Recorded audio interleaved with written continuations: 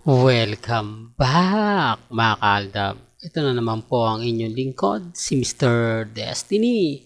At magbibigay po tayo ng pinakamainit na update po ngayon sa social media. Ito, pansin nyo po ba na sobrang ganda ni Maine?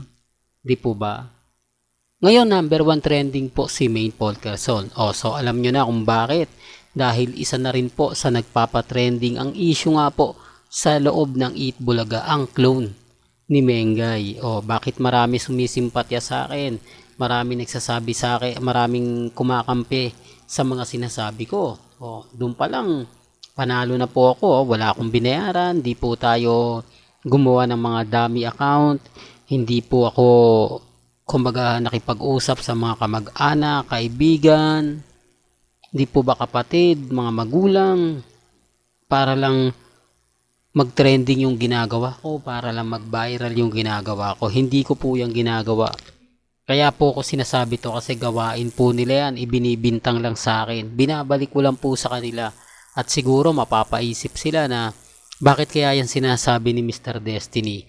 Bakit kaya sinasabi niya na hindi siya gumagawa ng troll, hindi siya nagbabayad, etc. etc. Di po ba? Para lang alam ninyo, talagang maraming troll sa social media. Aminado naman po ako doon. Pero never ko po yung ginawa.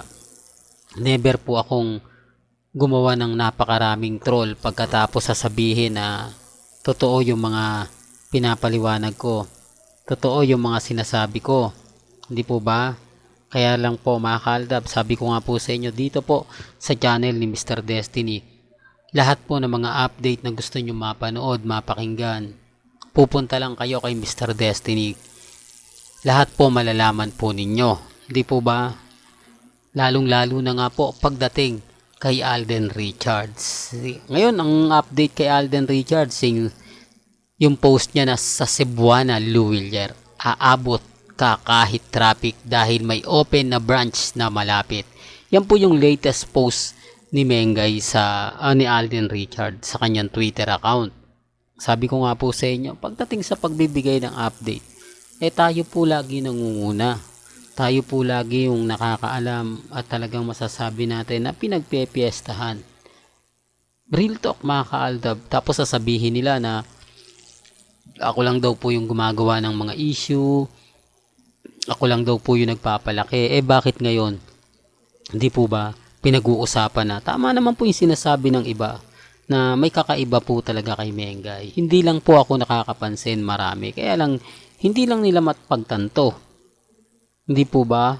Na yung sinasabi ng iba, may laman na, oo nga, Mr. Destiny, napapansin ko rin kasi bukod ng lumabas yung clone, si Miles, hindi na yung, si Mengay, pinalitan ni Miles. Hindi po ba? Doon pa lang, may mali na kayo. Tapos, ibabalik uli si Maine. Po ba kaya nga sabi ni Mengay, akala ko tapos na ako. Di po ba? Doon pa lang mapapaisip na kayo, bakit di mga ganyan sinasabi ni Maine Polkerson?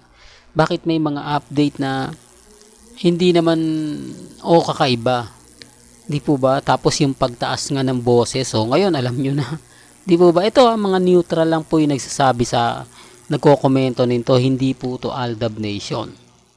Kasi kung titignan nyo po yung 8 Bulaga, may araw nga po raw na sobrang sexy ni Mengay. May araw naman po daw na balot si Mengay. Hindi mo talaga maano yung aura niya, no? Kakaiba. Parang may ibig siyang ipahiwatig na hindi mo gaanong maintindihan. Siguro kapag totoong Maine Polkerson, yun ang kilos niya. Kapag hindi siya totoong Maine Polkerson, iba po yung mga kaganapan. Kaya nga sabi sa inyo mga kaaldab, relax lang po kayo. Hindi po ba? Basta ako, masaya tayo. Basta ako, kahit anong sabihin nila, kahit anong komento nila, hindi tayo magpapatina. Kasi darating naman po yung point mga kaaldab, ako naman po yung wagi. Ako pa rin ang panalo.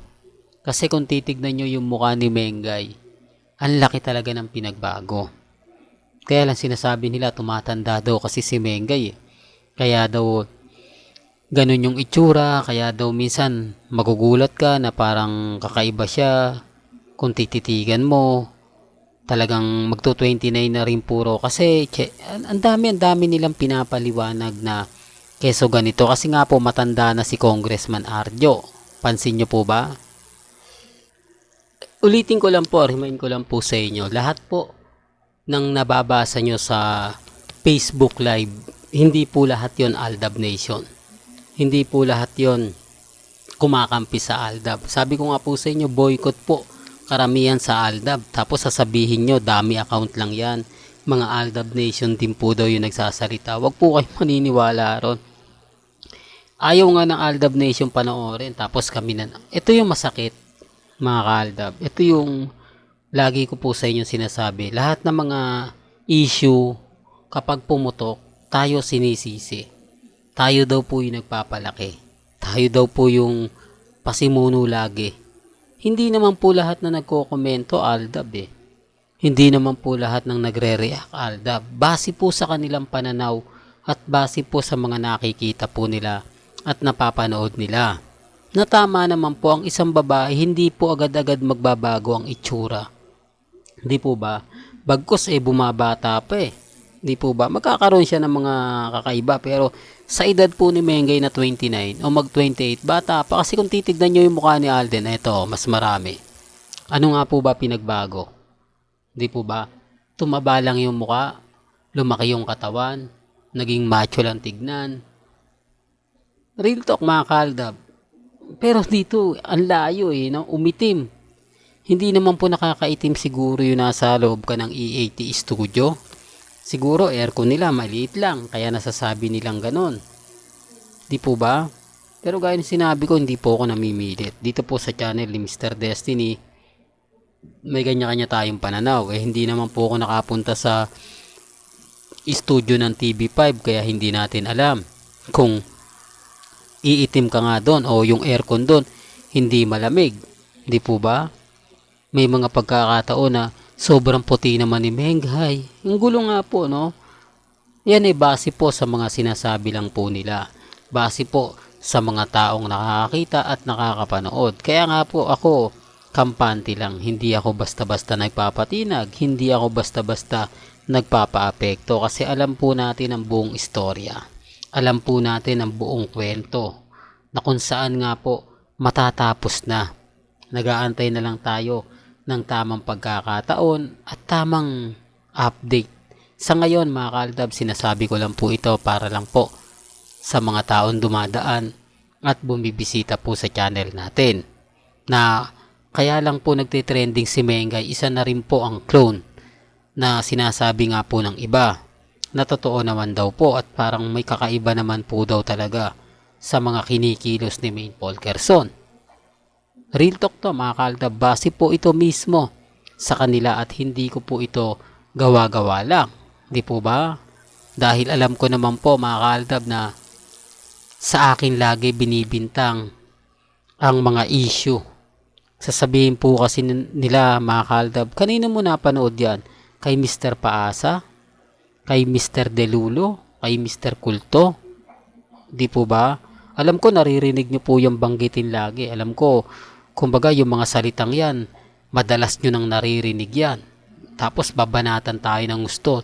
Hindi pa po sila kontento. Pupunta pa yan sa Facebook page natin. Kaya po hindi natin may iwasan mga kaaldab yung mga mamis, mga titas, mga senyor na nagde-deactivate na ng account sa social media. Nababas nila ng gusto eh. Kumbaga, binabanatan nila ng gusto. Yung masasakit ba, yung maanghang na alam nila na kapag nabasa to ng mga mamis, sasama loob. Alam naman po nila, di po ba karamihan ng mga mamis pusong mamon. Ayaw na hindi po ba? Para lang klaro. Para lang po sa kaalaman ng lahat. Di po ba? Well, hanggang dito na lang po ang ating latest updates. Kaya kung gusto niyo pa po ng pinaka-latest at sariwang update, abay tumutok lang po kayo dito po sa channel ni Mr. Destiny para updated po kayo sa mga latest at sa mga bagong video po na ilalabas po natin maya-maya lang. Kaya kung bago ka lang sa channel na to at isa kang true-blooded Aldab Nation na nagmamahal po kila Mengay at Isoy, tama po ang channel na pinuntahan mo, kaya consider na po kitang bagong subscriber. At huwag mong kalimutang i-share ang mga video po natin sa mga mami, sa mga titas, at sa mga senyor. Hanggang sa muli, salamat po sa panonood at pakikinig.